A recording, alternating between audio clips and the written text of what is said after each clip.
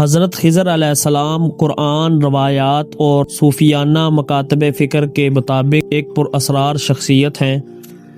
ان کا ذکر سورۃ کہف میں حضرت موسیٰ علیہ السلام کے ساتھ ایک نیک بندے کے طور پر کیا گیا، جن کو اللہ تعالیٰ کی طرف سے علم غیب عطا کیا گیا۔ ان کا مشہور نام خضر بتایا جاتا ہے، لیکن روایات کے مطابق ان کا نام بلیہ بن ملکان بتایا جاتا ہے اور کنیت ابو العباس ہے۔ اکثر علماء اور مکاتب فکر انہیں اللہ کا ولی یا نبی مانتے ہیں، کیونکہ حضرت خضر علیہ السلام روحانیت، حکمت اور غیبی رہنمائی کے لیے مشہور ہیں۔ اللہ پاک نے حضرت خضر علیہ السلام کو ایسا علم عطا کیا تھا کہ جن کی ظاہری شکل غلط ہو سکتی ہے، لیکن ان باتوں کے پیچھے اللہ تعالیٰ کی حکمت پوشیدہ ہوتی ہے۔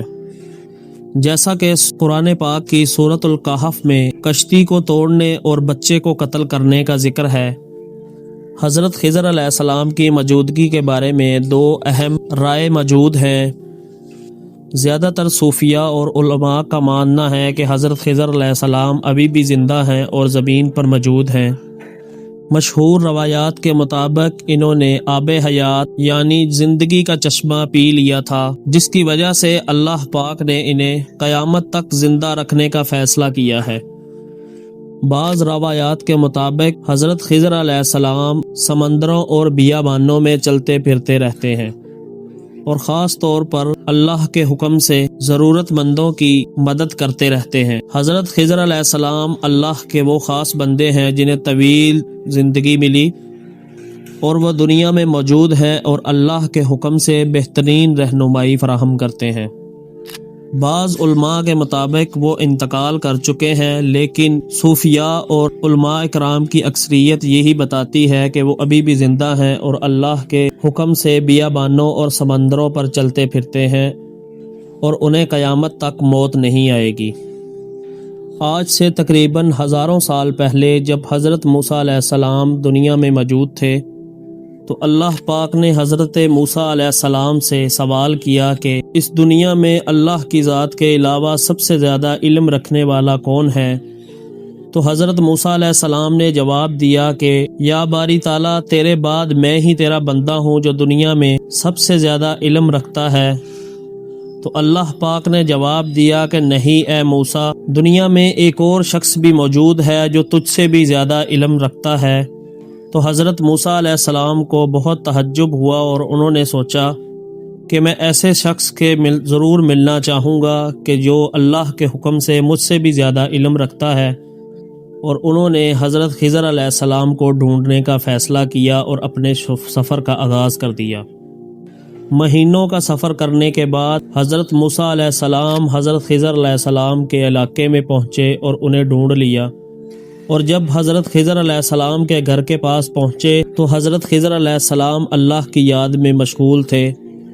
حضرت موسیٰ علیہ السلام نے اپنے ساتھی کو گھر کے باہر کھڑا کیا اور دروازے پر دستک دی اور اندر سے جواب طلب ہوا کہ کون ہے؟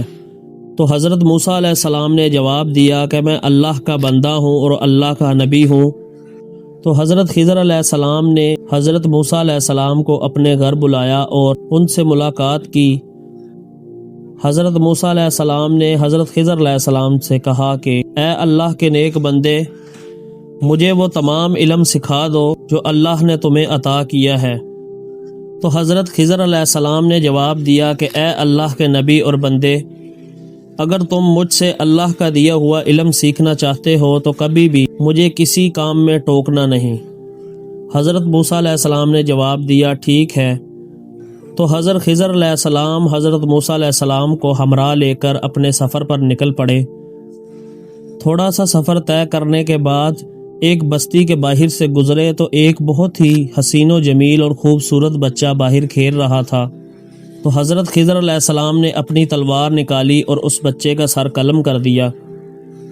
تو حضرت موسیٰ علیہ السلام کو بہت تعجب ہوا اور انہوں نے بڑے غصے سے کہا کہ اے اللہ کے بندے، تو نے یہ کیا کیا؟ تو حضرت خضر علیہ السلام نے جواب دیا کہ اے اللہ کے نبی، میں نے آپ کو روکا تھا کہ آپ میرے کام میں دخل نہیں دیں گے۔ لہٰذا میں آپ کو اللہ کا دیا ہوا علم نہیں سکھا سکتا۔ تو حضرت موسیٰ علیہ السلام نے جواب دیا، نہیں نہیں میرے بھائی، اے اللہ کے بندے، میں تمہارے کام میں دخل نہیں دوں گا۔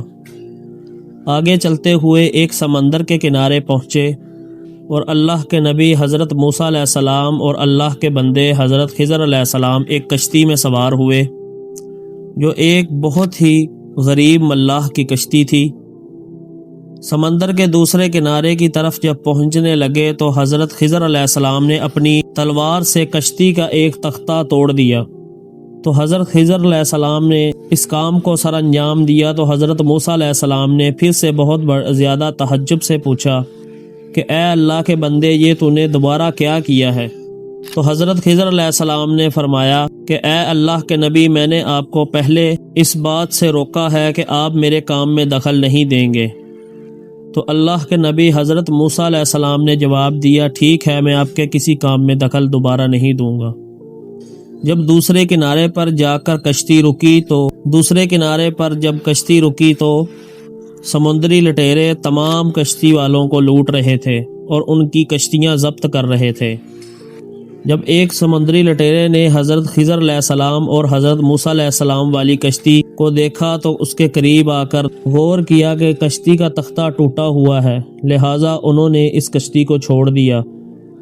دوسرے کنارے پر اتر کے جب حضرت خضر علیہ السلام اور حضرت موسیٰ علیہ السلام نے اپنا اگلا سفر کا آغاز کیا تو حضرت موسیٰ علیہ السلام نے فرمایا کہ اے اللہ کے بندے، مجھے ان دونوں باتوں کا جواب دے دو، میں یہاں سے چلا جاؤں گا۔